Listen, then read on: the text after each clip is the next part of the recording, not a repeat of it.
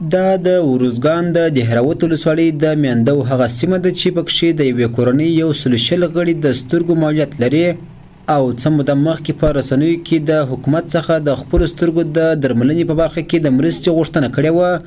د افغانستان د اسلامي امارت د عامې روغتیا وزارت د وزیر کلندر عباد په ځانګړې لارښوونه د مرکز کابل څخه یو لوی متخصص ټیم دغه کلي ته زموږ سره یو ځای ځي او دغه کسانو درملنه پیل کوي. په عامې روغتیا وزارت کې د سترګو د درملنې امیر ډاکټر اغا محمد عباد توتاخیل وایي چې د یادو کسانو درملنې لپاره یو متخصص ټیم دغه سیمې ته ورلېږلی دی تر څو دغه کورنۍ د ټولو نابینایانو د سترګو عملیات په وړیا ډول وکړي. هغه وایي په ټول افغانستان کې هر وګړي خدمت ته د ځان رسولو د عامې روغتیا وزارت دنده ده. نوموړي وایي مشکل د سترګو اخته و د هغه لپاره یو ویډیو په رسنیو کې پورته شوی و. جلالت مآب وزیر صاحب د صحت عامې ډاکټر صاحب کلندر عباد موږ ته جل هدایت وکړ چې د دې کورنۍ لپاره ورسئ له نږدې وګورئ معاینه یې کوئ چې څه مشکل لري او که چېرته داسې و چې امکانات هلته نه وو تاسې ځان سره راوړئ کابل ته. نو موږ کله چې دې کورنۍ لپاره نږدې راغللو د موږ سره قوي متخصصین دي په ټیم کې.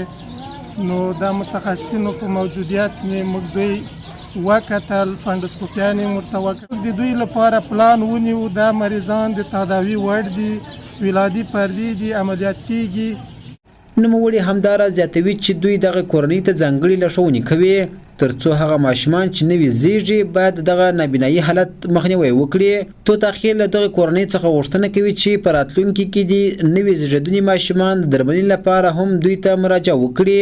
نوموړي وایي ولادي پردو عمومي سببونه جینیتیک تغییرات جینیتیک موټیشن ورته د مور د رحم له لارې ماشوم ته انتقالیږي. دې لپاره باید د حمل په جریان کې معاینات وشي د ټارچ معاینات او په څنګ کې دغه ماشومان چې کله ولادت وسه تر 2 میاشتو پورې د سترګو ډاکټر ته باید دوی د ماشوم یوسي. کندهار کې موږ د سترګو ښه مجهز سیستم لرو هغلته د مراجعه وکړي. کندهار کې نه کابل ته د رسي.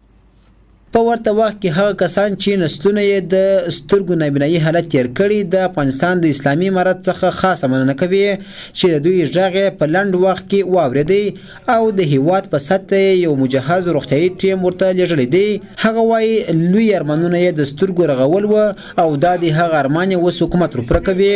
د دغه نابینایانو کسانو له جملې څخه یې 2 تنه عبدالکریم وطنوال او جانثار یې په اړه وایي څنګه چې موږ خپل غږ پورته کړی وو هغه زموږ د غږ ناره واورېدل شول. د مرکزي حکومت څخه زه ډېره مننه کوم. موږ دا کم معیدین چې وه زموږ ته کور ته راغله دغه امبولانس یې راته راوستې همکاري یې وکړله شفاخانې ته یې راوستل. نو دلته چې موږ سترګو ټسټونه یې ورته وکړله وکتل شول. موږ د مرکزي حکومت څخه د ډېره منندوی یو ډېر خوښ یو او ډېر ستاینه یې کوو چې ځکه چې زموږ د بیچاره د غمځپلي ولس لپاره یې دغه خدمت وکړو. د اسلامي امارت د عامې روغتیا وزارت څخه د مرکزي حکومت لخوا څخه موږ ته یو ټیم رالیږل شوی و. نو خصوصا موږ ډېر خوشحاله یو چې نن الحمدلله په دهراوت ولسوالۍ کې یو دونه خدمات دغه محبین یا وړاندې کېږي. نو دا خو ډېر د شکر څخه د یادې کورنۍ د درملنې لپاره رالیږل شوی متخصص ټیم وایي چې دوی د یادو کسانو تشخیص کوي. هغه کسان چې درملنه یې دلته شونې ده همدلته یې درملنه کوي او هغه کسان چې دلته یې درملنه ناشونې ده مرکز کابل ته به انتقال کړي. رحمت الله لایق، حریت رادیو، ارزګان.